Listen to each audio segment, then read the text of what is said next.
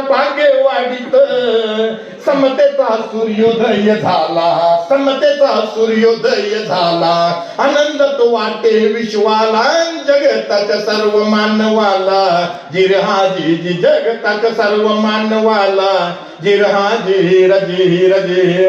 इसवी सन 25 एप्रिल 1105 ला पिता माजीराज आणि माता मालंबिका यांच्या पोटी हे तेजस्वी रत्न जन्मास आले. जे लहानपणापासूनच जिज्ञासू आणि चिकित्सक वृत्तीचे होते.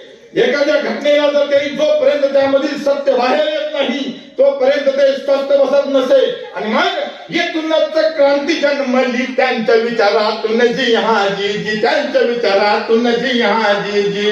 अनिष्ट रूढी प्रथेला सुरंग लावायला हाजी हाजी जी. सुरंग लावायला हाजी हाजी जी.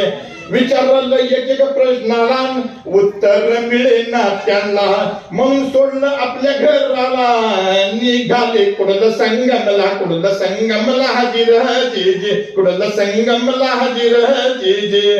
त्या कुडल संगमामध्ये अनेक विषयांचा अभ्यास केला. गणित, विज्ञान, इतिहास, सांकेतिक भाषा, कूटलिपी आणि या सर्वांचा अभ्यास करून प्रत्येक विषयाला पारंगत झाला. ज्ञानाने परिपूर्ण बनला. ज्ञानाने परिपूर्ण बनला. मुक्त छंद वचन लिहू लागला. जगताचा उद्धार करण्याला. जिरजी जी. जगताचा उद्धार करण्याला. जिरजी जी. आणि मग अशा प्रकारे बसवांना ज्ञान सूर्य जणू तळपला.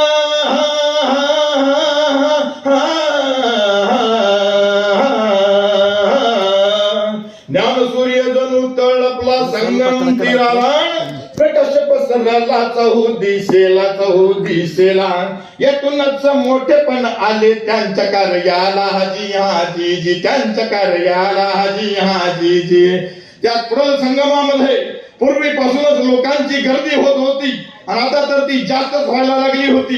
कारण महात्मा बसवांना आपल्या वचनामधून लोकांना विश्वबंधुत्वाचा आवाज देत होते, विश्वबंधुत्वाची हाक देत होते. आणि त्यामुळे लोक बसवांनाशी जोडले जाऊ लागले. बसवांनाचे विचार अंगीकारू लागले. त्यांना बसवांना मध्ये आजपर्यंत कोणी शिकवलं नव्हतं ती ज्ञानाची ज्योत दिसायला लागली. आणि म्हणून लोक विचार करू लागले, ईश्वरा परिप्रिय झाला. बसवतो आपला वाटू लागला. विश्वास त्यांच्यावर बसला. म्हणून महात्मा म्हणू आम्ही त्यांना हजीर हजी जी. म्हणू आम्ही त्यांना हजीर हजी जी.